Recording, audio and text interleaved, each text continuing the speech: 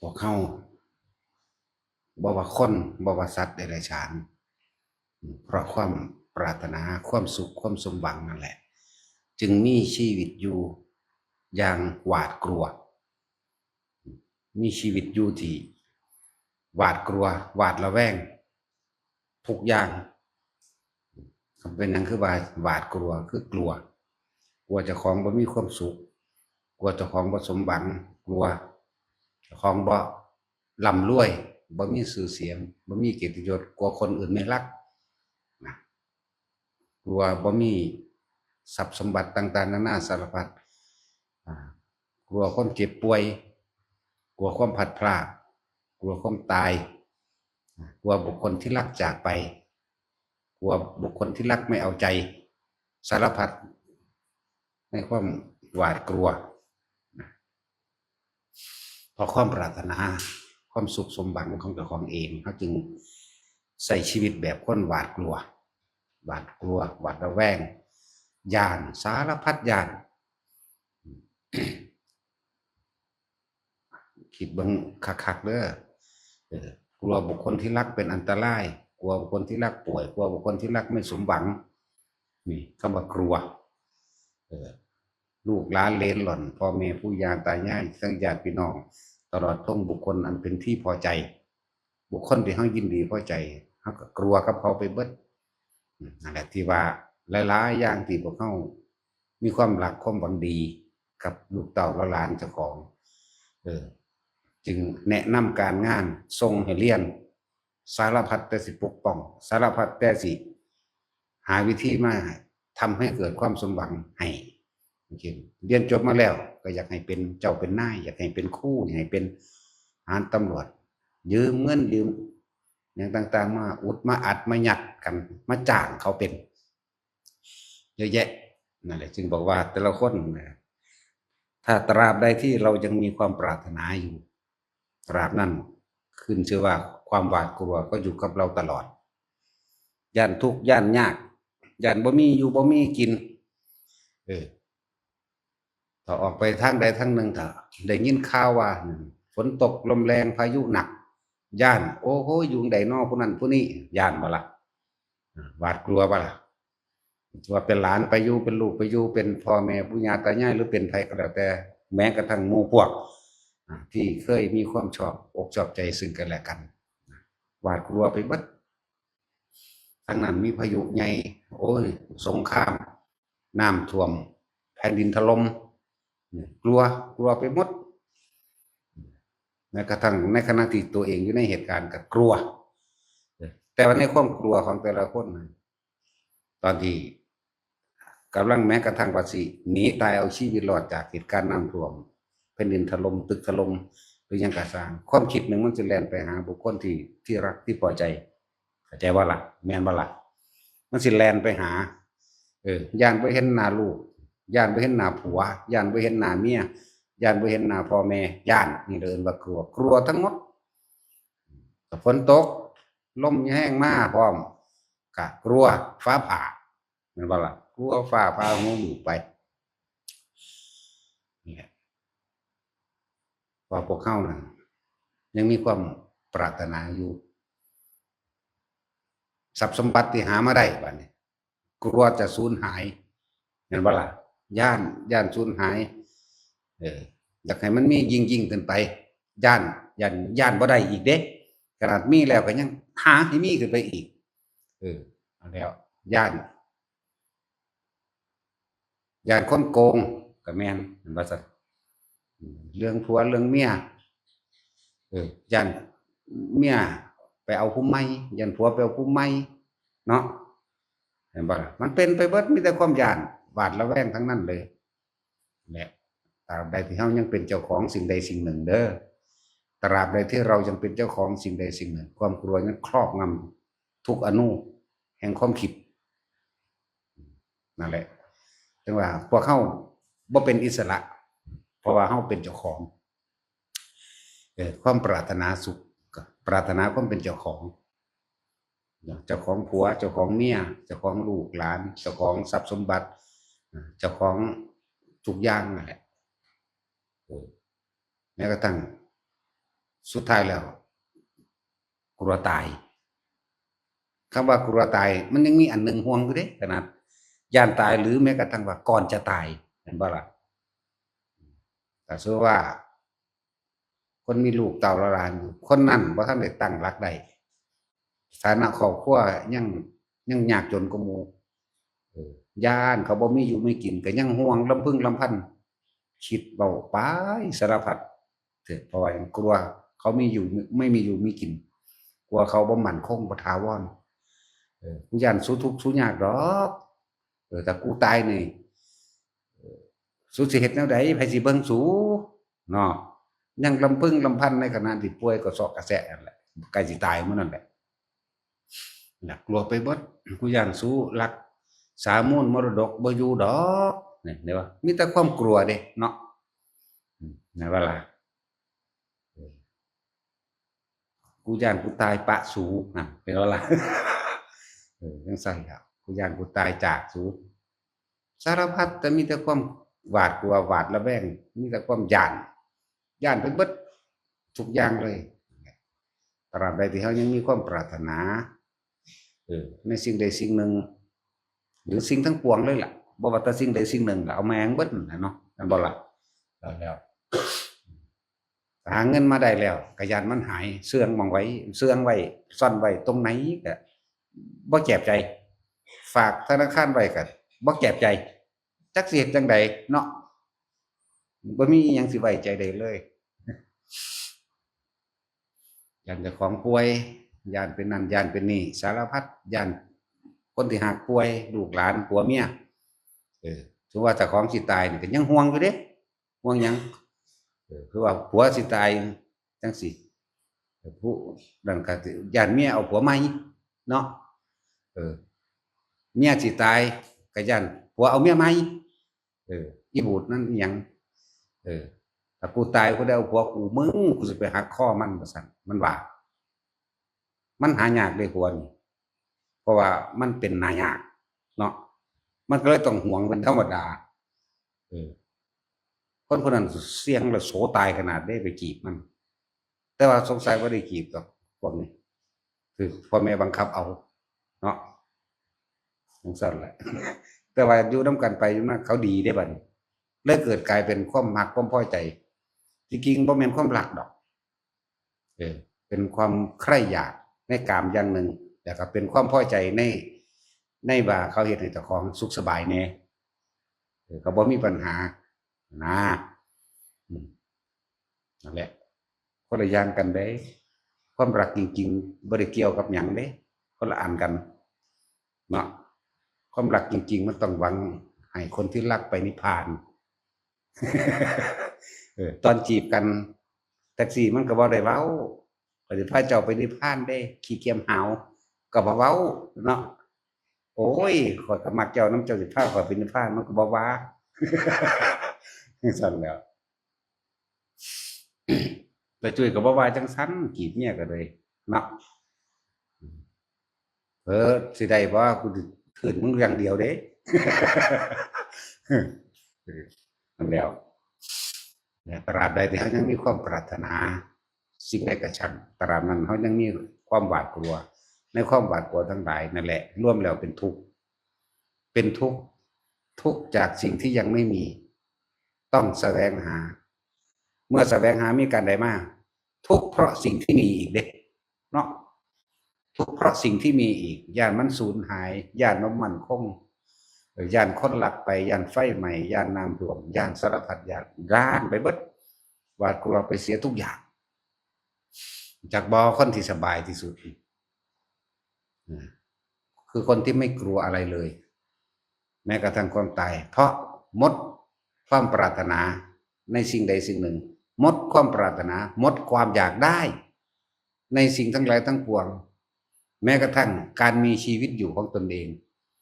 ป่วยก็ไม่กลัวเพราะเขาขาดออกจากความเป็นตัวตนจากว่าป่วยก็ไม่กลัวแค่รู้ว่าป่วยเพราะว่าเขาขาดออกจากความยึดมั่นถือมั่นไปเลยนั่นแหละผู้จังสันแหละจึงอยู่ปราศจากความกลัวบ่มีหยังเสียให้เขาวันไหวคันข้ามสยดสยองหวาดกลัวได้เลย เพราะเขาบ่มีหยังครอบครองไหมเรียกว่าอะไรหมดความเป็นเจ้าของแบบนี้หมดความเป็นเจ้าของแล้วบ่เป็นเจ้าของในตระกูลทั้งพ่อบ่เป็นเจ้าของในตระกูลทั้งแม่ไผสิด่าทั้งพ่อทั้งแม่ไม่มีความรู้สึกเข้าใจบ่บ่มีความรู้สึกเลยว่าสิโมโหมันบ่ธรรมดาเด้หวาดกลัวแม้กระทั่งคนดูถูกตระกูลตนเองด่าดูถูกทั้งพ่อทั้งแม่ทั้งพ่อก็โมโหก็กลัวกลัวเขาไม่เคารพนับถือกลัวเขาไม่ยกย่องไม่สรรเสริญเห็นบ่กลัวเสื่อมละกลัวเสื่อมหยังหลายๆอย่างไม่กลัวทางมารดาทางบิดาเห็นบ่ทางต้นตระกูลปู่ย่าตายายกลัวแต่ว่าคนที่ปราศจากความเป็นเจ้าของความที่ปราศจากความปรารถนาสิ่งใดอีกแล้วเพราะเขาเห็นหยังเขาเห็นทุกข์ในความเข้าไปยึดมั่นถือมั่นเขาเห็นเข้าใจว่าล่ะและเขาก็เห็นความจริงว่าสิ่งใดสิ่งหนึ่งเกิดก็ต้องดับเป็นธรรมดาสิ่งทั้งหลายทั้งปวงเกิดแล้วก็ต้องดับเป็นธรรมดาบ่มีอีหยังจีรังอย่างยืนบ่มีหยังมั่นคงจักอันจักอย่างเพราะเขาเห็นอย่างลึกซึ้งอย่างละเอียดอย่างถอนเห็นจนถอนได้อยู่ล่ะเข้าใจว่าล่ะก็เลยธรรมดาบุคคลที่รักหรือที่เคยรักได้บัดนี้มันสิกลายเป็นเคยแค่เคยรักเคยหลงเด้มันบ่แม่นบุคคลที่รักเหมือนเดิมได้บัดเพราะว่าหลังจากคำว่ารักใคร่พอใจสิเปลี่ยนเป็นเนื้อใหม่เด้เป็นเมตตากรุณามุทิตาและอุเบกขาเด้บัดนี้คนละอย่างกันเด้รักใคร่พอใจนี่มันคนละอันกันคำว่ารักนี่เป็นภาษาโลกแท้ที่จริงความยินดีพอใจในรูปในรสในกลิ่นในเสียงเด้ภาษาธรรมภาษาความจริงความจริงเป็นจังซั่น ความยินดีพอใจในรูปลักษณะท่าทางของบุคคลนี้ที่เรายินดีที่เราพอใจที่เราอยากได้มาโอ้คืองามแต่อีหานี่ว่าเด้เนาะจังซั่นเด้แต่ว่าบ่ว่าคือเฮาเด้บ่ว่าอีหาเด้พอยันเขาบ่มักเลยบอกกับเขาม่วนเนาะแต่สิมึงกล้าเว้าคือกูบ่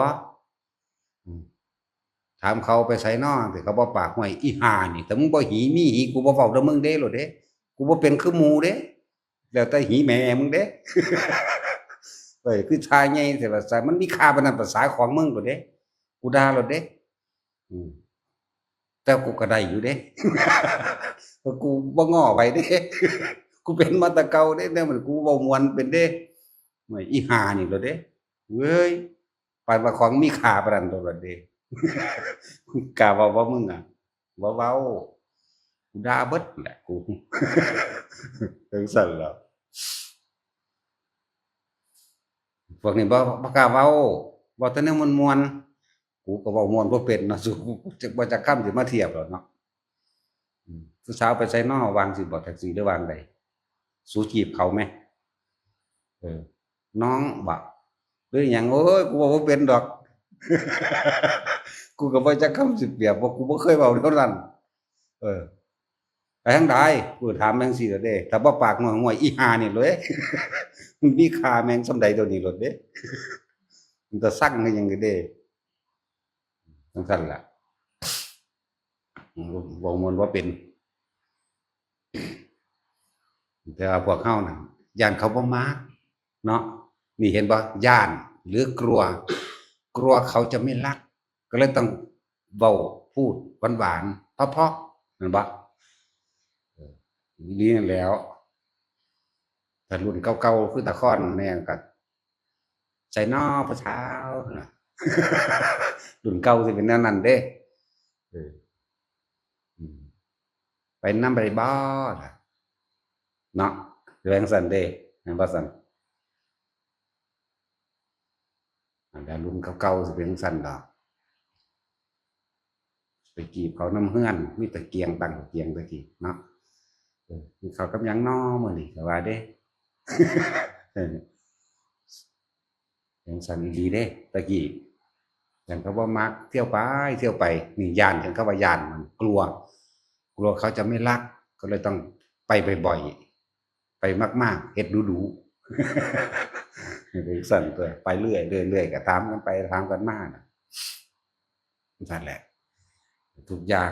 ที่เฮามีความปรารถนาย่อมมีความกลัวครอบงำมีความปรารถนา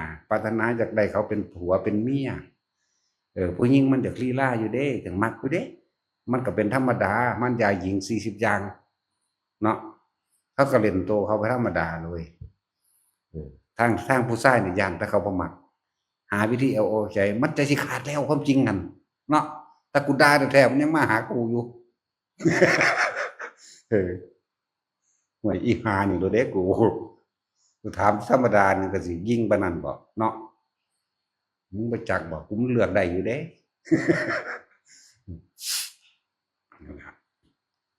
ถามไปธรรมดานี่นั่นแหละเฮาบ่ได้ย้านว่าเขาสิมักหรือบ่มักเด้เฮาซื่อๆอยู่มันเป็นเราเองแบบแนวนั้นอันนี้คือเทศน์อยู่เดี๋ยวนี้บ่ได้ย้านผู้ใดสิมาเคารพบ่เคารพบ่ได้สนใจไผสิศรัทธาบ่สนทาให้บ่อยากด่าก็ด่าไปโลดเด้มันบ่แม่นอยากด่าดอกแต่ว่ามันมีเหตุให้ด่าอยากว่าถึงมาให้เอาใจจังสั่นจังซี่นั่นโอ้ยมันจะเข้ามาโลดเด้มาจัดพิธีนั้นพิธีนี้โยนถิ่มโลดได้เงินก็เลยถวายเงิน300,000เลยครับแต่มึงสิให้กูเฮ็ดจังใดนี่มึงสิให้กูเฮ็ดหยังอยากให้อันหลวงพ่อจัดนั่นจังโอ้ยกูบ่เอาหีแมงดอกกูโยนถิ่มอีหลีเด้เอาขึ้นไปซะสิแม่กูเฮ็ดนั่นเฮ็ดนี่กูบ่เอาโลดแล้วมันเป็นจังซั่นอีหลีแหมมันก็มาอยู่เด้ได้หลายกว่าเก่าอีกมันแปลกอยู่เด้พะยากรห่วยอีห่ามึงสิแม่กูเฮ็ดนั่นเฮ็ดนี่กูบ่เอาแมงดอกเด้โยนไปโยนขึ้นเลยได้หลายกว่าเก่าแล้วแต่หลวงพ่อซั่นกูเอาอยู่แบบนี้เอามาอีกเอามาอีกมีแนวนี้อีกเด้บัดนี้กูสิจูดไฟถิ่มแล้วกูสิไปซื้อขนมให้ผู้สาวก็เรื่องของกูเด้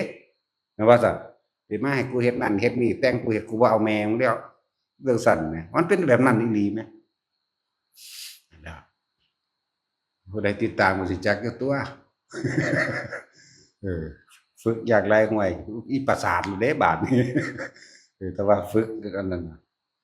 เลยต้องเอาผู้เอาให้เขาหมดก็นั้นไปฝึกให้อีปุ่งแน่อีซิงวิ่งแน่เกียร์ดังวีอีเป็ดมันนั่นแหละแต่พวกงามๆเลยบอกมานี่งามทั้งผีเด้จังซั่นแหล้วอีเกียร์ดังวีมันก็แนะนำดีดอกอีเป็ดแนะนำบ่ดีปานใดแต่ว่าจริงใจอย่างว่า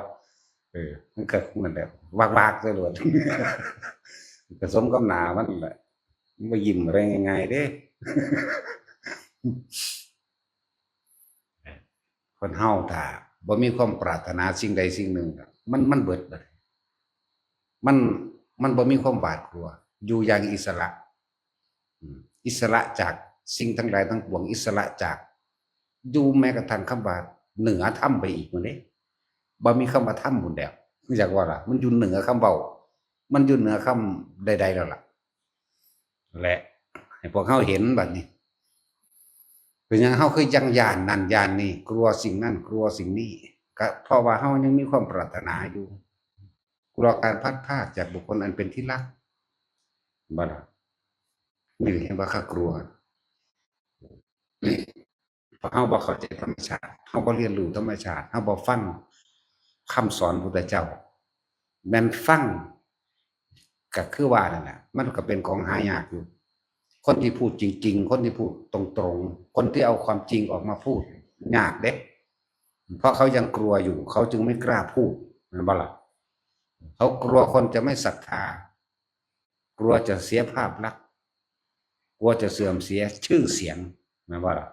กลัวไม่ได้ลาภไม่ได้ยศกลัวคนนินทาจะให้เขามาสรรเสริญนั่นเองเหมือนที่เฮาเห็นทั่วๆไปนั่นแหละเอาอกเอาใจคนชาวบ้านก็นั่นเขาไม่รู้ก็ย่อมบ่ไปเอาใจเอาไปมาเลยเกิดกลายเป็นว่าตัวเองกลับไปเป็นทาสเขาวัดต่างๆที่บ่มีการปฏิบัติภิกษุสงฆ์ทั้งหลายพวกเจ้าก็ดีอยู่ดอกแต่ว่าได้บวชเข้ามาเฝ้าวัดเนาะ มาเฝ้าวัดเฝ้าศาลาปัดกวาดนั่นนี่ไว้เฝ้าหนังสือไตรปิฎกเอาไว้เฝ้าพระพุทธรูปกวาด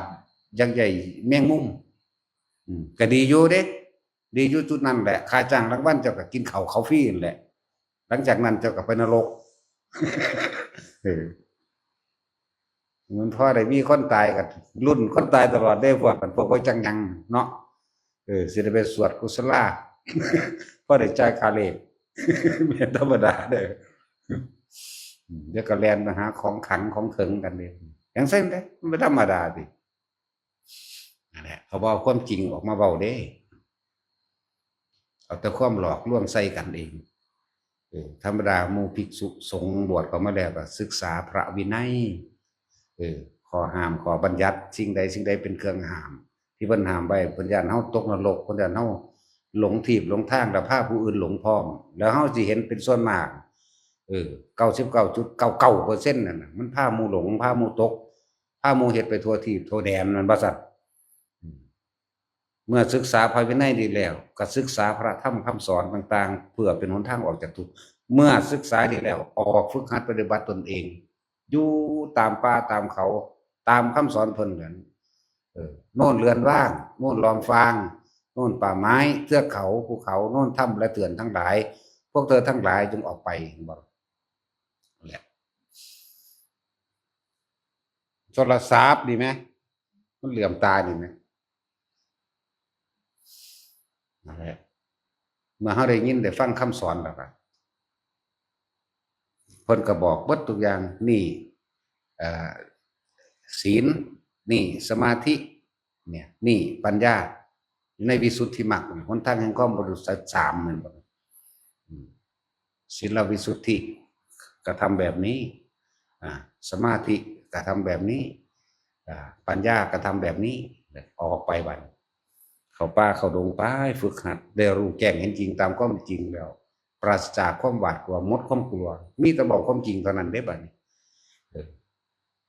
กล้าก็ไม่มีกลัวก็ไม่มีแต่ว่าอาจหารล่าเริงตามความจริงเด้อาจหารล่าเริงกับกล้ากับกลัวมันคนละอย่างกันเด้เข้าใจว่าล่ะเขาบอกว่าได้สะสมสะสานเนี่ยเพราะว่าบ่มีหยังเข้ามาเพื่อสิกระทบกระทั่งให้รู้สึกว่าโอ้ยย่านคนบ่มาบ่ล่ะย่านคนบ่นับถือย่านเสียศาสนาไปเด้โอ้ยมันสิเสียไปไสวะแม่นบ่ล่ะนั่นแหละถ้าเฮาฝึกหัดตนเองรู้เห็นจริงตามมีแต่เอาความจริงออกมาเว้าให้ฟังเว้าให้ฟังเด้บ่ได้เว้าให้เชื่อเด้เชื่อหรือไม่เชื่อก็ช่างแต่พูดให้ฟังเฉยๆจะกระทำตามหรือไม่ทำตามก็ช่างเพราะทั้งหลายเหล่านั้นล้วนแล้วแต่พวกเจ้าต้องทำเองปฏิบัติเอาเองได้จังใดบ่แม่นว่าได้เพราะว่าความเชื่อเด้สั่นแล้วและทุกผู้ใดอยากเห็นความถูกในตนเองที่ตัวเองกำลังเป็นถูกกำลังหลอนหลอนกำลังกังวลและหวาดกลัวหวาดระแวงไปต่างๆนานาสารพัดนั่นน่ะน้องก็มาว่าเรากลัวอะไรเราอยากได้อะไรเราอยากเป็นอะไรแล้วก็เรามีสิ่งใดเป็นเจ้าของเรามั่งหรือเราเป็นเจ้าของใครมั่งจากว่านั่นแหละในโลกนี้ไม่มีใครเป็นเจ้าของใครจริงดอกใช่ป่ะล่ะไม่มีใครเป็นเจ้าของใครจริงไม่มีใครเป็นเจ้าของสิ่งใดจริงปลอมใครเป็นเจ้าของใครจริงผัวกับเมียนั่นแหละมันก็เปลี่ยนซับกันไปเรื่อยแนวมันนั่นแต่ว่าล่ะมันสั้นแล้วเดี๋ยวก็ไม่มีใครเป็นเจ้าของสิ่งใดจริงคือเงินทองเดี๋ยวถึงเวลามันก็สับเปลี่ยนมือถือไปคือเก่าเนาะจริงแล้วนั่นแหละให้เห็นโทษในการแสวงหาสุขนั่นเองเขาปรารถนาความสุขได้ที่เขาเป็นภาคกันถูกอยู่เขาจึงแสวงหาดิ้นรนหามาในขณะที่ไปดิ้นรนหามาทำการทำงานเนี่ยบางที่กับพิษทะเลียงพิษทะเลาะกันในหน้างานมั่งหลังงานมั่งถือกันมั่งทะเลาะกันมั่งเหมือนว่าสั่งบางที่ก็ได้อดได้ทนบางที่เขาก็ลั่งแกข่มเหงเป็นพนักงานไม่หรือบ่ไม่ก็ช่างผู้มีตำแหน่งเหนือกว่าข่มเหงข่มขู่เอาเปรียบกระทั่งลูก แต่ก็ต้องอดแก่ก็ต้องทนเพราะกลัวเข้าใจบ่กลัวครอบครัวไม่มีอยู่ไม่มีกินได้อดได้ทนงานมันหายากกลัวไปหางานใหม่แล้วหาบ่ได้ยากกลัวขาดรายได้ระหว่างช่วงหางานอีกกลัวมีแต่กลัวกับกลัวเนาะเพราะความปรารถนานั่นแหละมันเลยจึงกลัวเนี่ยธรรมดาบ่บัดนี้ผัวกับเมียนี่แต่งงานกันใหม่หรือบ่ใหม่ก็ช่างเถอะเวลาออกไปแล้วกลัวเมียนี่เฮ็ดไปทั่วไปทีบเอาผัวใหม่เล่นชู้ก็ว่าเมียก็กลัวผัวไปเอามีคนใหม่เหมือนกันผัวก็กลัวคือกันเนาะมันมีแต่แนวจังซี่เด้เพราะว่ามันมีเป็นเจ้าของมันก็เลยต้องกวาดกลัวไปเบิดเนาะอืมนะครับนี่ให้ทุกคนระลึกนึกถึงสิ่งที่เฮาหวาดกลัวเรากลัวเพราะอะไรเฮ็ดจังได๋จะหายกลัวเพราะความก็เป็นเจ้าของทั้งหมดนั่นแหละตัวกูของกูนี่ก็อย่าว่าบัดตัวกูนี่กับกูกลัวตัวเองไม่มีอยู่ไม่มีกินไม่มีชื่อไม่มีเสียงกลัวคนเกลียดกลัวคนไม่ยกย่องเห็นปะเนี่ยสุขสรรเสริญตั้งๆนานาสารพัดกลัวสิ่งนี้ธรรมดาบ่นะพวกเขาคิดพิจารณาเขามาคักๆคนที่เป็นอิสระปราศจากความกลัวคือคนหมดห่วงหมดหวังแต่ว่าบ่มีความหวังในความอยากได้อยากดีอยากมีอยากเป็นอย่างนี้มองเข้ามาหันเข้ามาประสบการณ์ชีวิตของพวกเขาแต่ละคนเลี้ยงมาเท่าที่จำความได้เลี้ยงมาจนถึงปัจจุบันนี้และเอาทำจับเอาทำเปรียบเทียบนี่คือเอาความจริงอันนี้แหละคำว่าทำเลยเอาที่แสดงมาให้ทุกคนไปเทียบเบิ่งเด้อบางคนกลัวครอบครัวไม่มีอยู่มีกินอย่างหนึ่งจังเช่นพวกตำรวจมัน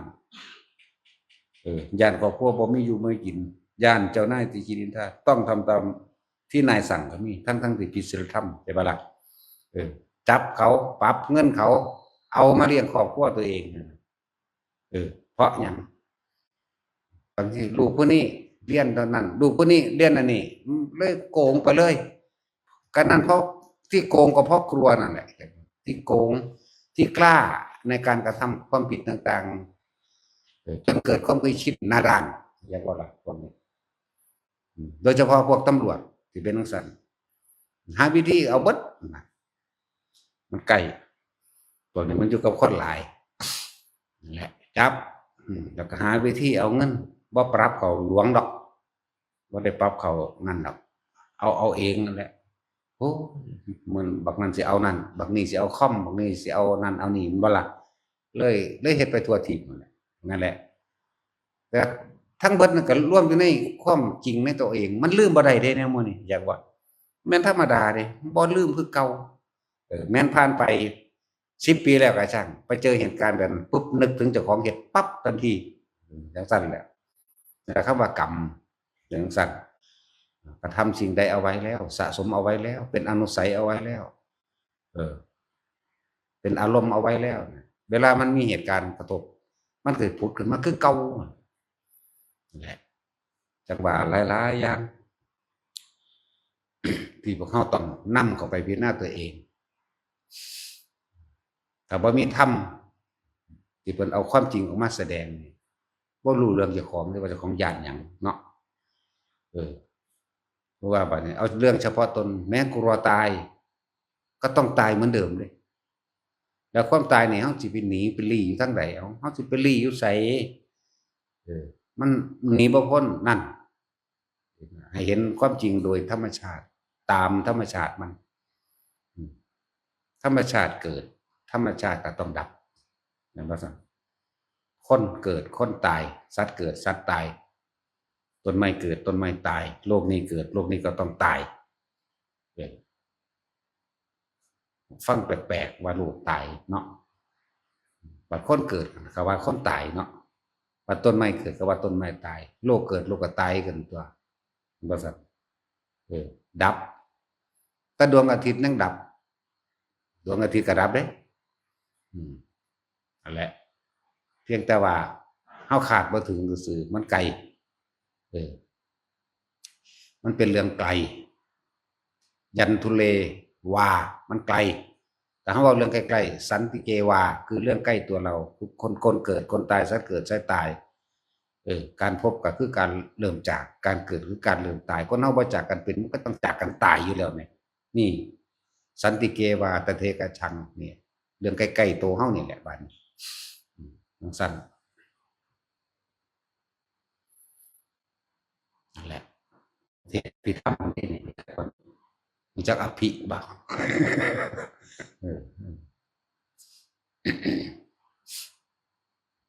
ยังทุเลวานี่คือเรื่องไกลสันติเกวาคือเรื่องไกลตัวอภิสันจุติวาอายังวุจติรูปักขันโทนี่เรื่องใกล้ๆเฮาเรื่องรูปขันกายเฮานี่ก็จะบ่ล่ะใกล้ว่าสันรูปักขันโทคือเวทนาขันโทสัญญาขันโทสังขารขันโทวิญญาณขันโทก็ไปอีกนั่นแหละตายเบิดรูปไม่เที่ยงเวทนาไม่เที่ยงสัญญาไม่เที่ยงสังขารไม่เที่ยงวิญญาณไม่เที่ยงบ่เข้าใจดอกอันเบาซ้ำนี่เนาะบ่เข้าใจต้องเบาแบบออกจากอารมณ์และความจริงที่มันผ่านดีกว่าเหมือนว่าล่ะรูปร่างกายของเฮาเองร่างกายเฮาเอง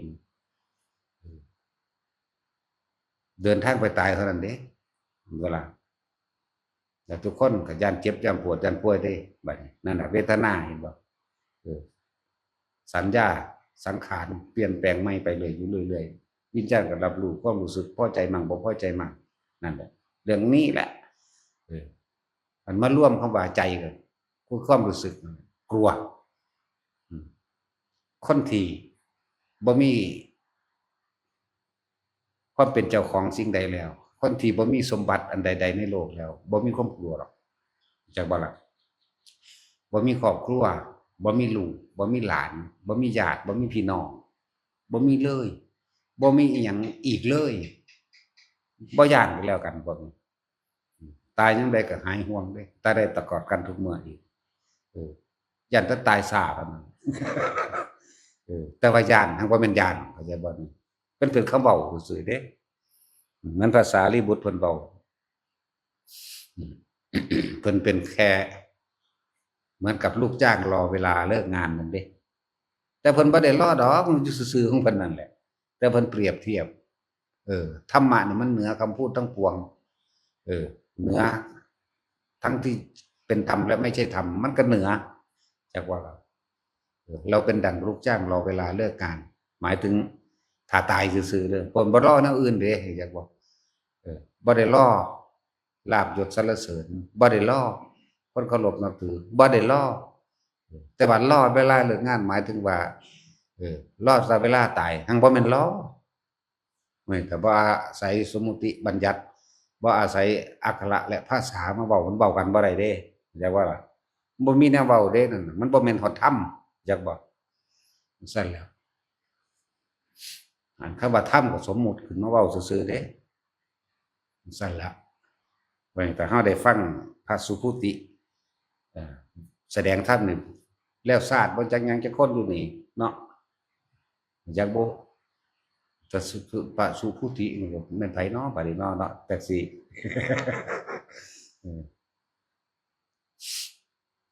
บ่เข้าใจบ่จักดอกว่าเพิ่นเว้าแนวใด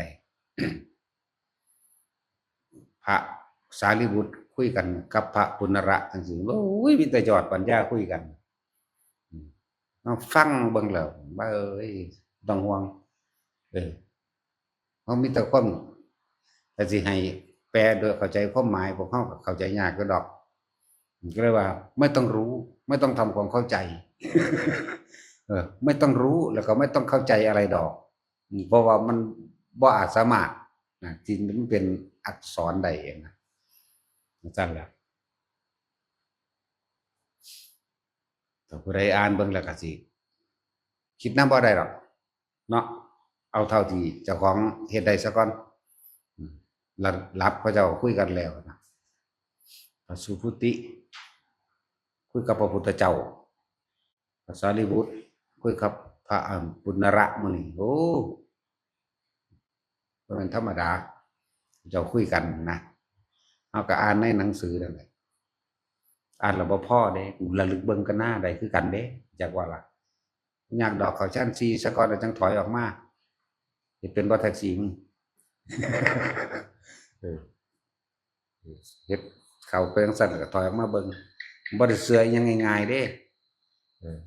เขาจะเว้ากันจังซี่อีหลีบ่นอนอันพวกเขียนคือเวอร์เขียนตกอีกต่างหากเด้ที่จริงเขาเจ้าเว้ากว่านั้นอีกแต่ว่ายังว่าล่ะผู้ที่ถ่ายทอดเป็นภาษาออกมา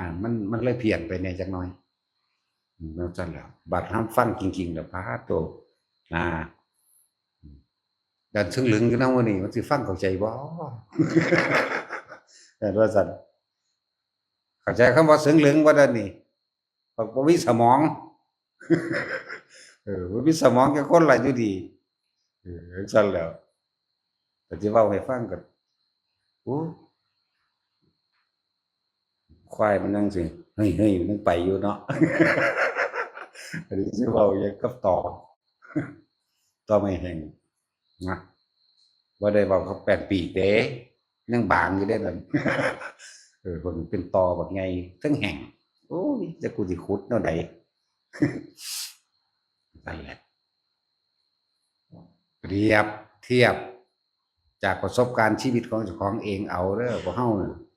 ตลอดทั้งชีวิตที่เกิดมานี่มีแต่ความหวาดกลัวเด้เนาะ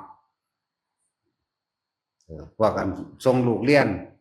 ก็ย้านลูกเรียนบ่เก่งนั่นกลัวบ่ล่ะกลัวลูกเรียนไม่เก่งว่าไปโรงเรียนก็กลัวคนอื่นรังแกลูกแต่ถ้าลูกตัวเองรังแกคนอื่นคันไม่กลัวเนาะแม่นบ่มันเป็นจั่งซั้นเด้เอามันเลยว่าเด้ เอาจังซั่นแหมว่าเด้ซุมื้อนี้โอ๊ยครูด่านักเรียนก็บ่ได้ตีก็บ่ได้เบิ่งโลดนั่นล่ะครูก็เลยครูก็เลยบ่กล้าตีกลัวเหมือนกันกลัวเขาฟ้องเนาะครูก็กลัวเพราะครูเด้อืมนักเรียนพ่อแม่มันก็อยากเอาเปรียบอยากสารพัดอะมันแต่แนวย้านเบิดนั่นโลดแล้วกล้าก็กล้าเพราะกลัวนั่นแหละอิหยังก็เลยกล้าทำหมดทุกอย่าง ก็เพราะกลัวแม่นบ่ซั้น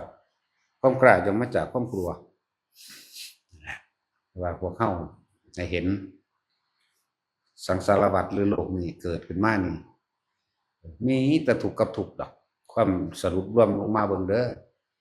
เรายึดกับสิ่งใดเราก็เป็นทุกข์กับสิ่งนั้น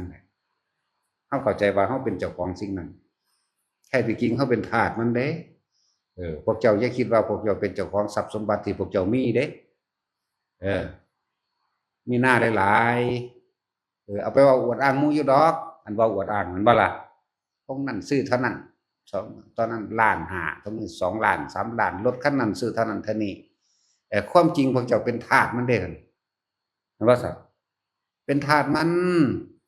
เบิ่งยามไปเฮ็ดนาดูบัดนี้จ้างไปก็บ่ไปแม่มึงนี่กูเอาขี้จ้างบ่กูบ่เอาเงินจ้างบ่ว่าเด้ก็บ่ไป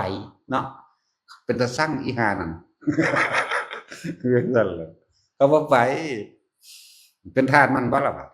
ซั่นแหล้วอันนี้รถก็เอาไปอ้างกันอยู่ดอกจังซั่นจังซี่เท่านั้นเท่านี้เอ้าทะเบียนเบิดอีกล่ะ ป้ายวงกลมเอ้าอันประกันเบิดประกันขาดอ้าวน้ำมันขาดเบิดน้ำมันเบรกเบิดอันนั้นอันนี้หลุดลุ่ยซ่อมแซมเป็นทาสบ่ล่ะแล้วพวกเจ้าเป็นเจ้าของมันบ่แม่นบ่บ่แม่นเด้อพวกเจ้าเป็นทาสมัน จังซั่นแหล้วเฮาเป็นทาสเบิดทุกอย่างหั่นเฮาเกิดมานี่เฮาเป็นทาสความปรารถนาความสุขของเฮาเองเฮาเป็นทาสราคะเข้าใจบ่ที่มีรถขี่สะดวกสบายนั่นน่ะนี่ก็ไปหาผัวหาเมียนั่นแหละเนาะนั่นแหละราคะความยินดีพอใจในอันนั้นแหละจังว่าถ้าผู้ใดเข้าใจลึกซึ้งในคำว่าพวกเขาเป็นทาสราคะหรือแต่ผู้ใดอยากรู้จักว่าเจ้าของสิพ้นทุกข์ออกจากหูเหี่ยวมันได้คือก่อนหน้าเข้าใจบ่ล่ะถ้าออกจากหูเหี่ยวได้พ้นเลยเด้ยินบ่พยาคอน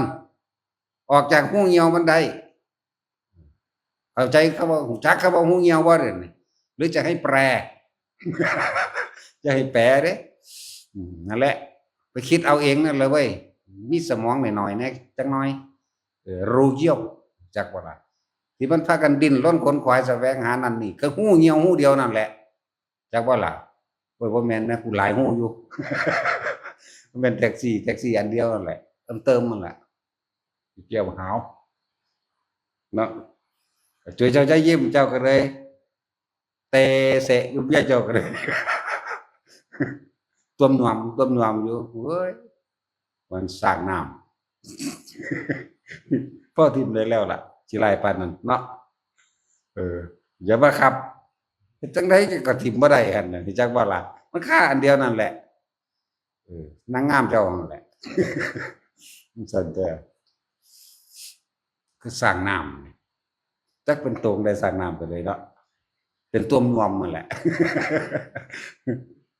แล้วอันเดียวนั่นแหละที่พวกเขาว่ากันมาเวียนว่ายตายเกิดกับหูเหี่ยวนั่นแหละที่หนึ่งผู้ได้ขามตัวนี้ได้นั่นบ่กลับมาเกิดกันแล้วกันนาเห็นโทษมันชัดเจนเด้เห็นโทษเห็นมันคักๆโลดพวกเจ้ามักกันนี่มาเอากันแล้วนี่พวกเจ้าคิดว่ามันมีแต่ความสุขนั่นเป็นความคิดเด้แม่นบ่ซั่นสิพากันไปเที่ยวงานไปเที่ยวเมืองนี้มีแต่ความปรุงไปแต่ทั้งคิดว่าสิกับของสิสุขสบายมันบ่แม่นติความจริงแล้วเป็นได้บาดนี่โอ้ยแล่นหางานพบทำการทำงานทุกข์ยากลำบากได้ลูกมาอีกนั่นห่วงเกิดระบาดนี่ล่าหุนห่วงมัดข้อมัดแขนมัดขาไปทั้งใดก็บ่ได้สิใจให้ก็บ่ได้ต้องได้อดได้ทนเด้จักบ่ล่ะทนต้องห่วงมันผูกขาผูกแขนไว้แล้วบ่ให้ไปซกไปตีไปปล้นไปกี้ไปฆ่าเขาบ่ได้อดได้ทนเด้มันสั่นตัวบางที่ห่วงนั่นแหละมันเฮ็ดให้ฆ่าเขาก็ได้บาดนี้มันได้ทั้งสองเห็นมันปล้นก็ได้กี้ฆ่าก็ได้โกหกทำให้เขาเสียชีวิตและทรัพย์สินก็ได้โอ้สารพัดเด้นั่นแหละคำว่าราคะหรือความรักใคร่ยินดีพอใจในรูปรสกลิ่นเสียงฆ่าผู้อื่นก็ได้ฆ่าเจ้าของก็ได้เฮ็ดให้ตัวเองเมาไม้เปล่าไปเสียสติก็ได้แม่นบ่ล่ะอกหักผิดหวังชีวิตนี่คือบ่สิบ่มีความหมายบางคนก็ผูกคอตายบางคนก็โดดน้ำตายบางคนก็ฆ่าผู้กูมักล่ะตายกูบ่ให้ไผเห็นบ่ล่ะนี่ก็มีแม่นบ่ล่ะนั่นแหล้วจังซั่นแล้ว เป็นความจริงเด้นี่คือเขาเห็นในข่าวนั่นแหละเนาะไปเอาผัวใหม่แล้วไปเอาเมียใหม่แล้วปี2 ปียังนำฆ่ากันอยู่นั่นแหล้วเห็นโทษเด้อโทษของหูเหี่ยวนั่นแหละจังซั่นอีหลีนั่นแหละเป็นจังสิบ่แม่นโทษสำคัญเลยล่ะตัวนี้พวกเขาได้อดได้ทนทั้งอดทั้งทนทั้งสู้มันบ่ธรรมดาสารพัดเพื่อให้ได้มาในเครื่องบำรุงบำเรอความสุขของเจ้าของเองเห็นบ่ล่ะจังแหละ จังว่าพวกเฮาเห็นโทษก็คักสิให้มันนั่นเบื่อหน่ายคลายกำหนัดเบิ่งอสุภะอสุภังเบิ่งเข้าไปหมอเขาพาอยู่เลยดอกเนาะแปลกประหลาดเด้อว่าซั่นหมอมันเป็นตาบรรลุคือหยังได้มันพาแขนพาขาคนพาท้องพาตับพาไส้พาพุงบัดมันสูญเมียมันก็พาเมียมันคือกันมันขาทิ่มแหมแยกแข้งแยกขาใส่กระสอบถุงดำไปทิ่มบ่หั่นมื้อนี้แน่มันคือบ่เบื่อหน่ายซั่นเนาะจังซั่นแหละก็เลยบอกว่าให้พวกเฮานั่นเห็นโทษให้มากๆเมื่อเห็นโทษแล้วก็หาเครื่องอยู่เครื่องอยู่เฮาคือลมหายใจนั่นแหละเครื่องอยู่เฮานั่นคำว่าวิปัสสนาก็คือการคิดพิจารณาหาเหตุหาผลต่างๆจนสรุปลงได้ว่าเห็นโทษจนบ่มีหยังสิถกเถียงตามความเป็นจริงได้อีกแล้วจากประสบการณ์จริงและชีวิตจริงของเฮาเองเห็นโทษแล้วผัวเมียด่ากันด่าเพราะว่าหยังด่าเพราะว่าบ่ได้ดังใจทั้งสองนั่นล่ะหึงหวงก็มีเฮ็ดงานบ่ได้เงินก็มีหลายอย่างเข้าใจบ่ล่ะก็ต้องสละให้มันเห็นโทษเด้เห็นโทษทุกอย่างนั่นแหละแล้วพวกเจ้าได้อดได้ทนเริ่มต้นแรกจากคน2 คนต่อมาก็มีผู้2ผู้3ผู้4ก็คือลูกนั่นแหละคือห่วงผูกแข้งผูกขาผูกข้อมัดไว้สารพัดถ้าเฮาบ่มีผัวบ่มีเมียบ่อยากได้ผัวบ่อยากได้เมียมันบ่ได้หาเพราะปานใดเด้เห็นบ่ซั่นแต่คือบ่ บ่ได้หาบ่ได้คิดว่าสิไปยืมเพื่อสิมาทำธุรกิจนั่นนี่เด้บ่ได้คิดบ่ออกเด้ก็อยู่ธรรมดาก็หากินไปซื่อๆม่วนๆมันๆไปเพราะว่าบ่มีธรรมบ่ได้ฟังธรรมบ่ได้ฟังความจริงบ่ได้เข้าถึงรสแห่งธรรมอิหยังนั่นแหละตะกี้คิดอยู่บ่ตั้งแต่หนุ่มๆอยู่พุ่นไปก็ดีคิดอยู่บ่ว่าสิมาฟังธรรมแบบนี้สิคิดอยู่บ่ว่าสิมารู้เรื่องคิดอยู่บ่ว่าชีวิตสิเป็นแบบนี้เห็นบ่ล่ะบ่คิดเด้บ่คิดได้ว่าชีวิตสิเป็นทุกข์เป็นห่วงเป็นกังวลชีวิตสิมีแต่ความหวาดกลัวหวาดระแวงบ่คิดมีแต่คิดเพลิดเพลินสนุกสนานไปตามความคิดเพลินไปตามความคิดเด้แต่ความจริงแล้วเฮามีร่างทางเทื่อมันฝุ่นต้องไปเอาน้ำพ่อใหญ่แม่ใหญ่หรือยามันไหลไปบักหลายเด้จังซั่นมันไปฟ้องคนนั้นฟ้องคนนี้ว่าได้เข้าใจว่าล่ะนี่เป็นโทษจากนี่แหละโทษจากหูเหี่ยวแล้วผู้ใดมีแล้วก็ลึกซึ้งก็แล้วกันนาถ้าว่าอกหักผิดหวังบ่เจ็บบ่ปวดบ่ป่วยมันบ่มาดอกอยู่นี่ก็ดีเนาะยากอยู่เด้คนที่มีพร้อมสมบูรณ์ทุกอย่างที่จะดึงตัวเองออกจากความที่มีอยู่ได้เห็นโทษความสมหวังเห็นโทษความสิ่งที่มีแต่ว่ามันสิมีลึกๆอยู่ในใจอย่างหนึ่งกูสิหาไปฮอดไสมันบ่ธรรมดาเด้คือพยะสะจังซี่แล้วมีทุกอย่างได้พยะสะ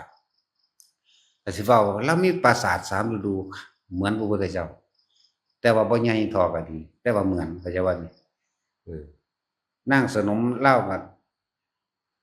มีทุกหลังเด้นี่ปราสาทฤดูร้อนปราสาทฤดูหนาวและปราสาทฤดูฝนเด้เรามีเด้พระพุทธเจ้าก็มีลักษณะนั้นแต่ว่านางสนมพระพุทธเจ้ามี 74,000 คนเด้ผู้นี้บ่หลายดอกอยู่ในหลักพันนั่นแหละผู้นี้แต่มีคล้ายกันแต่ละมื้อแต่ละเว้นมีแต่ความสนุกสนานเพลิดเพลิน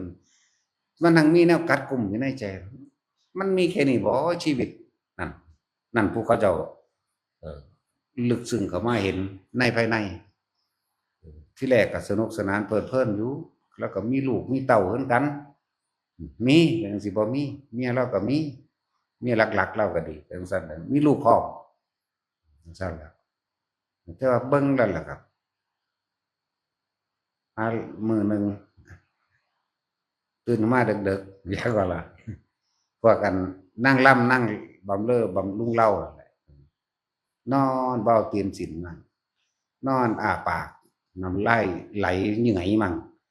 นอนตดมั่งปะพี่จักว่าล่ะฮาลี่ก็นอนกัดแก้วตากัดเลยเนาะกอดเลยให้กันละเมอถีบกันก็มีจังซั่นแล้วบางคนก็ละเมอล่ำละเมอร้องไปเด้ทั้งนี้ก็ตดอาดมั่ง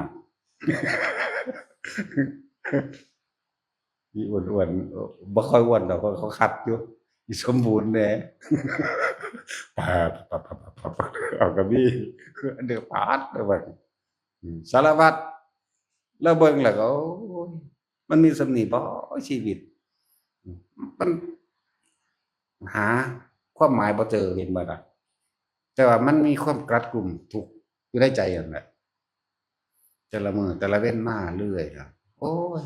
วุ่นวายแต่แนวนี้เนาะเด้พ่อกับแม่ก็พยายามขนขวายนั่นนี่ให้วุ่นวายหยังแต่แนวมาสิบำรุงบำเรอให้กูสนุกสนานเพลิดเพลินแบบชีวิตมันมีแค่นี้บ่วะเนี่ยเราหาได้บัดนี้นั่นแหละวุ่นวายจังซั่นสิจังนั้นเบื่ออันนั่งบำเรอเก่าๆบ่ล่ะกลับไปหาผู้ใหม่มาให้จังซั่นแล้วมีแต่ความวุ่นวายในการสิบำรุงกันจังซั่นจนว่าเลาย่างออกจากปราสาทเลาเองวุ่นวายหม้องนี้มันวุ่นวายหนอในภาษาคนเขียนโอ้ยจักมันหยังคือคมวุ่นวายหยังกระดอกกระเดือแท้แล้วก็ย่างจมไปนำทางเลานั่นแหละจักว่าล่ะจมไปว่าบ่นจักว่าล่ะเลานั่นย่างบ่นราวนั่นแปลว่าท่านเดินบ่นไปตามถนนหนทางวุ่นวายเนาะอะไรกันนักกันหนาน่ะจักว่าล่ะ สั่นแล้วตายเด้อนั่นแหละพระพุทธเจ้าเล่งพยานเบิ่งแล้วเขาในเครือข่ายพยานโอ้หมดสิผู้นี้สิมีสิทธิ์บรรลุเว้ยนะนั่นแหละแล้วไปเทศเอาเพิ่นก็เอิ้นเอานั่นละมาพี่ยาสะมึงนี่บ่มีความบุญไหวายเด้ก็เข้าไปหากันมันก็แสดงธรรมตอนกลางคืนกับบรรลุโสดาบันก่อนเด้ทั้งพ่อทั้งแม่ทั้งผัวทั้งลูกทั้งบ่เป็นผัวพ่อกับแม่เมียลูกน้ำหาสว่างกระจ่างแจ้งมาแล้วล่ะจังมาเห็นก็เห็นพระพุทธเจ้าก่อนเห็นรองเท้าดอกรองเท้าท่องที่ถอดไว้ในระหว่างทางที่ย่างก็มาหาพระพุทธเจ้านำห้อยมาโอ้ยนี่เห็นว่าท่านนักบวชท่านเห็นบุตรของข้าพระเจ้าบ่เพิ่นก็เลยเดี๋ยวฟังธรรมก่อนเพิ่นแสดงธรรมเด้ตัวท่านเองอยู่กับตัวท่านเองแท้ๆท่านยังไม่หาตัวท่านเองเด้เข้าใจบ่ล่ะท่านยังไปตามหาแต่พึ่งผู้อื่นหาตัวเองหายังหาคนอื่นหายังไงก็ไม่เจอดอกหาตนเองนั่นแหละจึงจะเจอเห็นบ่ล่ะพวกท่านเป็นทุกข์เพราะสิ่งใดเป็นทุกข์ว่าคิดว่าเป็นเจ้าของบุคคลนั้นบุตรนั่นภรรยานั่นสามีนั่นเนี่ยแสดงไปพญาสายทุกท่านหลังบรรลุอรหันต์ได้บัดนี้เข้าใจว่าล่ะพญาสายทุกทั้งหลังนี่บรรลุอรหันต์แต่ว่าพวกนี้บรรลุโสดาบันเพราะการตามหาตัวเองแต่ว่านั่นแหละ เพิ่นจังว่านี่เด้ลูกเจ้าทั้งหลังเห็นบ่เห็นแต่ก็คุยกันเมียกับบรรลุโสดาบันดันพ่อแม่บรรลุโสดาบันเมียกับบรรลุลูกเต้าและพวกที่ติดตามมากับบรรลุเด้แล้วว่าจะไงถามกันเอาเองที่สิเมื่อหรือบ่เมื่อท่านพญาสะมันก็บอกว่าเพิ่นหมดปราศจากความกลัวแล้วปราศจากความวุ่นวายแล้วเข้าใจว่าล่ะแต่ก่อนเราวุ่นวายแต่ตอนนี้เราไม่มีความวุ่นวายอีกแล้วหมดปราศจากความกลัวแล้วทั้งนี้ก็เข้าใจคนโสดาบันล่ะก็เข้าใจตัวมันขันได้ทำหรอแต่ว่านั่นแหละเพิ่นก็บวชให้พระอรหันต์องค์ที่6คือพญาสะแต่ว่าในระหว่างพญาสะกับพระนารากะนี่จักไผ6ไผ7กันแน่น่าสิเป็นพระนารากะเพราะบ่ได้กล่าวไว้นะฮะอันยังก็สร้างดอกมันก็แค่หลักการพระนารากะนี่บวชตรงต่อเจ้าชายสิทธัตถะเนี่ยเพียงแต่เพิ่งแรกเกิดนั่นแหละ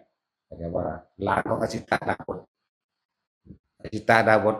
ผู้ทำนายเป็นหนึ่งเดียวว่าผู้นี้เป็นพระเจ้าแน่นอนระลึกศาสตร์ไปทั้งหน้าได้หากับบุยบ่ธรรมดาได้หากับพุ่นเด้กูบ่ทันกูตายก่อนหายเว้อๆขึ้น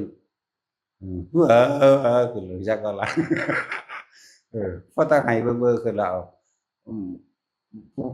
ใหญ่สุดก็ถามว่าเป็นหยังจังไห้โอ้ยผู้นี้สิได้เป็นพระพุทธเจ้าเสียดายเสียใจที่ผมบ่ทันเขาเดี๋ยวก็ระลึกไปโอ้ดวงตาของโลกได้เกิดขึ้นแล้วพระอาทิตย์ดวงเดียวทำความสว่างให้กระจ่างแจ้งให้แก่สัตว์โลกทั่วทุกคนผู้ได้รับกระแสแห่งพระสัทธรรมคือความสว่างกระจ่างแจ้งอยู่ดังสายอาทิตย์สัตว์ทั้งหลายเหล่านั้นที่เข้าถึงที่สุดแห่งธรรมใดหัวได้บัดนี้อ้าวเป็นบ้ายังมันคือให้บัดคือหัวได้บัดหัวตัวดีใจแทนสัตว์โลกทั้งหลายสิได้พ้นทุกข์จากเจ้าชายสิทธัตถะอันนี้สิได้เป็นพุทธเจ้าแน่นอนนั่นแหละเพราะแต่ว่างนั่นไปแล้วกับไปแล้วไปบอกหลานนารากะตอนสิอยู่ในอายุ16ประมาณ16ปีลูกน้องสาวชีวิตเจ้าชายสิทธัตถะซึ่งเป็นลูกของพญาสุโธทนะเกิดอยู่กรุงกบิลพัสดุหลานเอ้ยลุงนี่บ่ทันนั่นล่ะอย่างหน่อยก็ให้หลานอยากได้ท่านพ้นผู้นั้นสิเป็นผู้เดียวแน่นอนท่านก็ฟังขึ้นชื่อว่าลุงเฮา สิบ่ปรารถนาดีกับอ่าแม่หรือกับเฮาตัวเองบ่มีเลยฟังควบไปตลอดโกนหัวเลยแล้วหาผ้าน้ำตลาดร้านค้ามันนั่นแหละห่มอุญญะไปล่ะบวชบวชเป็นนักพจน์ล่ะซะก่อนแต่ว่าภิกษุก็ยังบ่ทันได้ตอนนั้นคำว่าภิกษุมาเถิดบ่ทันเกิดในวันละบวชแบบฤาษีนั่นแหละข้าพเจ้าขอบวชตรงต่อเจ้าชายสิทธัตถะเนี่ยตั้งแต่บัดนี้เป็นต้นไปบวชล่ออยู่ไปจนเอาเบิ่งพระพุทธเจ้า29 ปีจังออกบวช16 ปีบวกกับ29เป็นเท่าไหร่บาล่ะแล้วพระพุทธเจ้ากว่าสิตรัสรู้อีกไป6 ปีบวกเอา6 ปีอีกอะไรคือนี่มาบวกอายุของพระนารกะนาคเกิดก่อนพระเจ้า16 ปีนั่นแหละบวชแล้วครับบำเพ็ญเพียรจังหันแล้วจนพระพุทธเจ้าตรัสรู้ก็รู้ได้ว่าพระพุทธเจ้าตรัสรู้เพราะว่าแสงสว่างอุปาทาธิอาโลโกแสงสว่างได้เกิดขึ้นแล้วสัพพันธรังสีแผ่กระจายไปทั่วโลกธาตุก็รู้ได้เดินทางมากับมาฟังธรรมจากพระพุทธเจ้าพุทธเจ้าก็ให้ปฏิปทาโมเนยปฏิปทาปฏิบัติยากที่สุดคือโมเนยปฏิปทานี่แหละบิณฑบาตในหมู่บ้านนั้นได้เพียงครั้งเดียวนอนณสถานที่นั้นได้เพียงครั้งเดียวต้องย้ายที่ตลอดทุกวันมันไม่ได้พักได้ผ่อนเนาะก็ไปเรื่อยเนาะแต่ว่าเพิ่นก็ปรารถนามานั้นคงทำพุทธเจ้าหลวงก็บรรลุได้อยู่บ่โดนบ่นานเพิ่นก็ตายได้ล่ะแต่ก็เพิ่นก็อายุหลายแล้วล่ะแต่คิดเบิ่งได้ก็ดีจากพระพุทธเจ้าเฮาได้36 ปีแม่นบ่บรรลุอรหันต์นี่เนาะ36 ปีก็บวก16 ปีของเพิ่นที่เพิ่นอายุเท่าใดบัดนี้แน่นั่นก็36ก็เป็น46ก็เป็นได้6กับ6เป็นอะไรบัดนี้ก็เป็น72เด้เนาะ72 ปีแล้วแม่ก็พอตายแล้วล่ะแต่เฮาบ่ปานนั้นเฮาก็ยังอยากตายอยู่ตายมื้อแรกนี่หังดีเด้กูใหญ่กูเฒ่าได้ร่างกายเฒ่ามันเฮ็ดเวียกเฮ็ดงานเฮ็ดหยังให้คนอื่นบ่ได้ล่ะมึงจะอยู่เป็นภาระเด้มีแต่บอกมันวางซั่นเด้ถ้ามันยังเฮ็ดได้จะพึ่งตายก็ได้หรือตายก็ได้นะได้ทั้งหมดนั่นแหละพอพูดถึงระหว่างพระยาสะกับพระนารกะจักไผเป็นไผนะว่าบรรลุเพราะบัดนี้หลังจากพระยาสะบวชเรียบร้อยแล้วหมู่เพิ่นเองอีก30นั่นแหละที่เป็นลูกเศรษฐีนำกันนั่นน่ะมาบวชนำแล้วก็บริวารตามมาอีกบักหลายในพรรษานั้นหรือปีแรกนั้นก็ถ้าสิสรุปตามหนังสือก็ว่า61 องค์พรรษาแรกที่พระพุทธเจ้าตรัสรู้61 องค์เขาเจ้าลืมนับพระนารกะ62 องค์เขาว่าใจว่าล่ะ62เขาเจ้าบ่นับพระนารกะใส่ซื่อเป็นธรรมดานั่นแหละก็ว่าไปเว้าฟังซื่อดอกเสื้อบ่เสื้อก็สร้างดอกแนวจังซั่นมันแล้วไปแล้วเขาตายเบิดแล้วล่ะยังแต่เฮาล่ะสิตายต่อไปและฟังแล้วเอาไปคิดถ้ากันนั้นเป็นบ้าเป็นบอดเจ้าเล่ห์เจ้ากลม่านยาแถลงคนนั้นคนนี้หูเหี่ยวเดียวหลังจากบ่ล่ะเห็นบ่แท็กซี่นี่ติงหน้าเศร้าเราความเท็จได้กินเหล้าเมายาเป็นบ้าเป็นบอดอันเดียวนี่แหละพาเป็นจักว่าล่ะบ่แม่นตั้งที่เว้ามาบ่แม่นตั้งเอามาเว้าแค่ชาตินี้เด้ตั้งมาตั้งแต่คุณในตั้งกำเนิดเกิดโลกใหม่นั่นเด้ตะกี้สัตว์มันยังบ่ได้มีเสื้อผ้าใส่เด้อยู่ไผอยู่มันเด้ตะกี้เวลาหิวอาหารก็หากินผลไม้หลากไม้อยู่ในป่าน่ะเพราะว่าข้าวสาลีน่ะคนก็กินข้าวสาลีนั่นน่ะบ่มันกินซุแนวนั่นแหละแต่บ่ทันกินสัตว์เข้าใจว่าแต่กินพืชแต่ว่าเรื่องข้าวสาลีเป็นร่างกายผู้หญิงผู้ชายมันเปลี่ยนแปลงไปจับวงกันเบิ่งเอาไปมันก็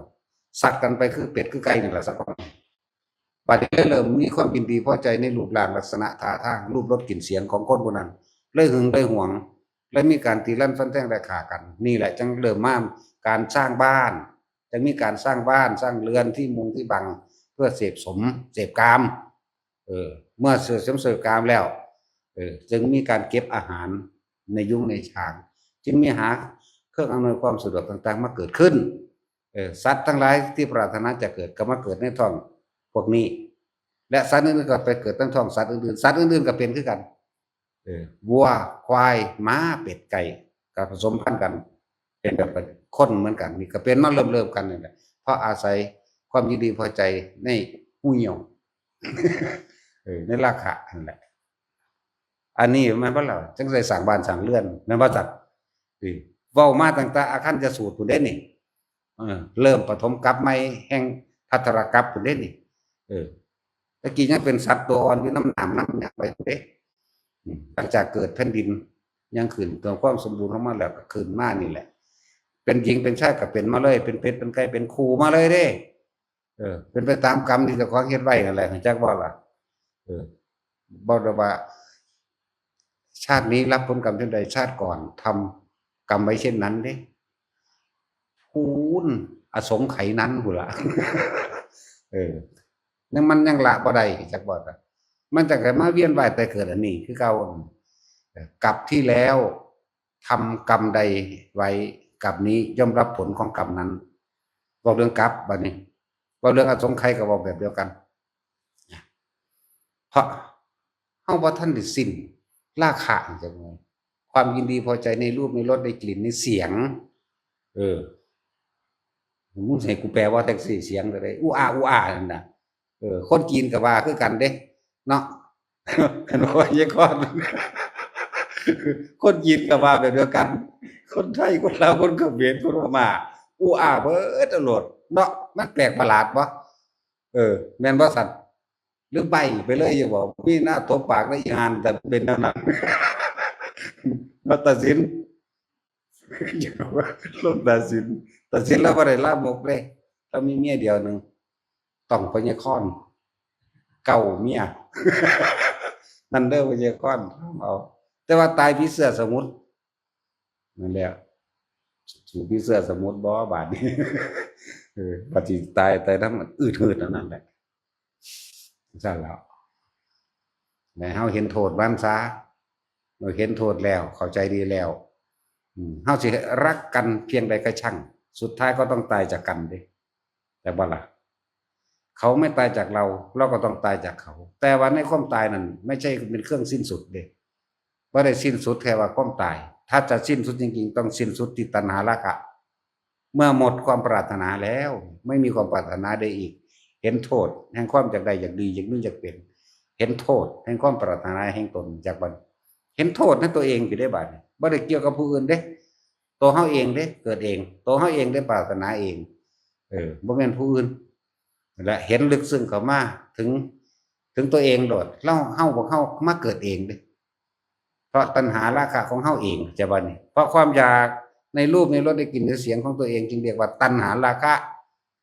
เพราะตัวเองไม่มีใครทำให้เราเกิดตัวเราเกิดเองเพราะความอยากเพราะความปรารถนาในสุขแห่งตัณหาราคะของเฮาเองผู้ใดเห็นโทษตัวนี้ข้ามพ้นตัวนี้ได้บ่มีปัญหาบ่ต้องเกิด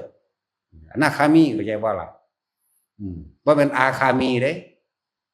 อาคาแปลว่าผู้ยังกลับมาหาราคะเข้าใจบ่อนาคาแปลว่าผู้ไม่กลับมายังโลกนี้อีกพูดคราวเดียวไปเลยจบเลยอยู่พุ่นสุทธาวาสหาสั้นยังต่ำนั่นแหละวิธีมันก็บอกผู้ซุมื้อฮู้ดังเข้าใจบ่ล่ะมันก็มีฮู้ดังทุกคนตัวแต่คนดังแหมก็ยังมีฮู้ดังอยู่แม่นบ่ซั่นดังแหมหรือว่าดังหยังอันมันโหเข้าไปก็สามารถปฏิบัติได้คือกันนี่ล่ะแม่นบ่ล่ะคนตาบอดก็มีฮู้ดังอยู่เด้เอาแม่แต่มึงบ่มีหูดังหายใจมันก็ตายแต่โดนตัวบ่เนาะมีหูดังคนหูหนวกก็มีหูดังตาบอดก็มีหูดังหายใจได้คือกันพวกเฮานี่อยู่กับลมหายใจตั้งแต่เกิดแต่ว่าบ่เคยคิดถึงลมหายใจเจ้าของเนาะไปหาคิดถึงแต่ผู้อื่นแม่นบ่ล่ะอย่ามาตัวได้ว่าแม่นแต่เดี๋ยวนี้ขนาดว่ากูปฏิบัติธรรมได้มันก็ยังคิดอยู่บ่แห้งอย่ามาตัวเนาะแล้วตัวบ่ได้ดอกถ้าอรหันต์แล้วมันตายเบิดแล้วได้อยู่นี่ เนาะสั้นๆตัวแต่ฆราวาสบรรลุอรหันต์ตายแล้วไม่ได้บวชดอกต้องบวชเมื่อนั้นเด้เข้าใจว่าล่ะหรือพูนบวชตั้งแต่เป็นอนาคามีเหมือนเด้ในอุปนิสัยมันซ่อนเล่นปิดบังบ่อยู่เข้าใจว่าล่ะพวกนี้สิ่งเหล่านี้ความบริสุทธิ์มันเกินที่ปุถุชนทั้งหลายสิเขาไปปรามาสแม้ตั้งใจหรือไม่ตั้งใจก็ช่างรับเหมือนเดิมจากว่านั่นแล้วแม้เอาโหสิหรือว่าโหสิขอโทษหรือว่าขอโทษรับเหมือนเดิมแต่ว่าสั้นๆแล้วมันมีหลายอยู่ได้แต่ในตำราก็เลยท่านแล้วย่างมาเขาเจ้ากับบวชตั้งแต่เป็นอนาคามีคนเด้แต่ผู้มีอุปนิสัยแล้วเขาเจ้าสั่งสมไว้แล้วก็ได้บวชแล้วก็บรรลุอรหันต์เลยก็คือจังสันพอแต่บรรลุอรหันต์ปุ๊บก็บวชเมื่อนั้นเลยได้ล่ะเห็นว่าสันคือจังพุทธเจ้าบอกถ้าเธอจงเป็นภิกษุมาเถิดทำอันเรากล่าวไว้ดีแล้วคำขอบวชสุดแดดมีพุทธังธรรมังสนันเดสสารนังคัจฉามิสนันเดคำขอบวชเมื่อมีพุทธธรรมสงฆ์ครบบริบูรณ์แล้วอาจาสะผมจังขอบวชเป็นสังฆังสนังคัจฉามิเริ่มต่อนั่นแหละจังพนารกะนี่ต่อไปกับหมู่พวกคนนั้นแหละได้30-50 องค์นั่นแหละ61 องค์6ได้พรรษาแรก61กับพระพุทธเจ้าเฮานี่แหละจักบ่ล่ะจังซั่นแล้วนั่นแหละว่าพวกเขาเห็นโทษเด้อพวกเจ้าไปเห็นโทษพวกเจ้าก็ยังเพลิดเพลินอยู่เหมือนเดิมหมดแหละยังหาอยู่หาผู้อื่นหาได้มันก็บ่พอหรอกเนาะต้องหาตนเองคือพุทธเจ้าคนพ่อแม่อย่าสามารถนั่นแหละอยู่กับตัวเองแต่แท้ยังไม่เห็นแต่จะกลับไปหาบุคคลผู้อื่นเขาพอเข้าใจได้ที่แรกต้องอาศัยการอธิบายเนาะภาษาธรรมฮักก็เกิดขึ้นความจริงฮักก็เกิดขึ้นไหมบางนั้นนี่แต่ความเชื่อและความหลงเชื่ออะไรนี่แต่ความเชื่อสมัยตะกี้ก่อนพุทธเจ้าเขาจะเกิดเขาก็เชื่อว่าพระพุทธมันได้สร้างโลกพระพุทธโดนบันดาลสุขทุกข์แล้วแต่พระพุทธเป็นผู้เสกสรรโดนบันดาลให้ปึ๊ดเอาจริงอื่นก็มาปกป้องคุ้มครองตัวเองเด้ตะกี้มีหยังก็สวดมนต์ขอร้องอ้อนวอนกับหมู่พระพุทธจึงมีพิธีทางพราหมณ์เกิดขึ้นพวกพราหมณ์ขี่ขาตาขาวขี่ตัวกินน้ำข้นงูล่ะนั่นว่าล่ะทำทาวาติดต่อกับพระพุทธได้เป็นลูกของพระพุทธได้เป็นผู้สะอาดเป็นผู้บริสุทธิ์เป็นเสื่อแห่งพรหมมาเจ็ดชั่วโคตรมั่งพวกนี้บริสุทธิ์ก็ว่าได้นั่นก็แล้วบางพวกก็ถือว่าน้ำล้างบาปได้อย่างนี้แล้วถ้าน้ำมันล้างบาปได้ป่าอยู่ในหันมันเป็นอรหันต์ตัวละตัวเนาะพวกปูขึ้นมาแน่ก็สิเป็นอรหันต์ซ่ามันขึ้นมาโคกอยู่ได้เนาะแต่ว่าป่าอยู่ในน้ำตลอดเด้ไม่ว่าสั่นปลาไหลทั้งเท่ากับเขาได้ดินอยู่อีแขวนั่นก็สิเป็นซ่าเป็นอรหันต์ซ่าพวกอยู่ในน้ำเลยแต่น้ำล้างบาปได้ก็ดีนะครับหลายคนดอกที่บอกไปอะไรจักว่าพวกเขาเห็นโทษอย่างชัดเจนเมื่อเห็นโทษมันแล้วหาเครื่องอยู่เด้ตัวพระเกิดพระตายกับความคิดนึกปรุงแต่งของเขาเองจากได้นั่นจากเป็นนี่นั่นแหละจักบ่ล่ะเห็นสรุปลงแล้วมันยังหยุดความคิดยากอยู่เด้ผมว่าล่ะหยุดคิดปรุงแต่งแสวงหาในความอยากได้อยากดีอยากมีเว้นแต่ว่าไม่ใช่ไม่คิดก็คิดอยู่แต่มันคิดไม่อยากได้อยากดีคิดว่าเอายังแล้วคิดเห็นโทษมันคิดเห็นโทษแล้วก็หาเครื่องอยู่หาวิหารธรรมแห่งตนอยู่ในตัวเองหาตัวเองบัดนี้ลมหายใจนั่นแหละคือตัวเองลมหายใจสติก็คือลมหายใจสมาธิก็คือลมหายใจปัจจุบันก็คือลมหายใจเพื่อเป็นเครื่องหลอกเป็นโกศลโยบายกุศโลบายเพื่อไม่ให้จิตคิดถึงคนนั่นคนนี้แต่มันคิดถึงแล้วมันปรุงแต่งต่อเด้นั่นแหละเหตุจังใดเขาสิหาวิธีหยุดมันได้ให้หูมันพระอรหันต์เพิ่นก็คิดอยู่ดอกแต่ว่าเพิ่นบ่ได้คิดคือเฮาคิดแต่สิให้ผู้อื่นเด้คิดเหมือนกันเวลาคุยกันก็คิดคือกันนั่นแหละแต่ว่าบ่แม่นในความคิดว่าอยากได้แล้วอยากเป็นหยังแล้วเข้าใจบ่ล่ะคำว่าหยุดคิดที่แรกก็สร้างสมถะหมายถึงว่าคุมความคิดให้เจ้าของให้มันตั้งมั่นซะก่อนเมื่อมันตั้งมั่นดีแล้วจึงจะเห็นความคิดก็ไม่เที่ยงความคิดก็ไม่ใช่ของเราคิดก็สักแต่ว่าคิดไปแต่ว่าก่อเกิดอารมณ์ความรู้สึกพอใจแล้วมันจะเกิดขึ้นไม่ได้เพราะเลิศว่าหยุดคิดปรุงแต่งแสวงหาในความอยากได้อยากดีอยากรู้อยากเป็นเพราะว่ามันเห็นมันรู้มันเท่ามันทัน ท่านความคิดต่างๆความคิดเลยเป็นเฉพาะความคิดแต่ว่าบ่สรุปความเห็นพอใจและไม่พอใจเกิดขึ้นไม่ได้จากบ่ล่ะผิดหรือถูกก็เกิดขึ้นไม่ได้อีกบุญหรือบาปก็บ่เอาหยังก็บ่เอาเพราะหมดความปรารถนาแล้วนั่นแหละอยู่ในลมหายใจอยู่ในอุณาโลมอยู่ในความรู้สึกตัวเข้าใจบ่ล่ะแต่ละคนเอาสมาทาน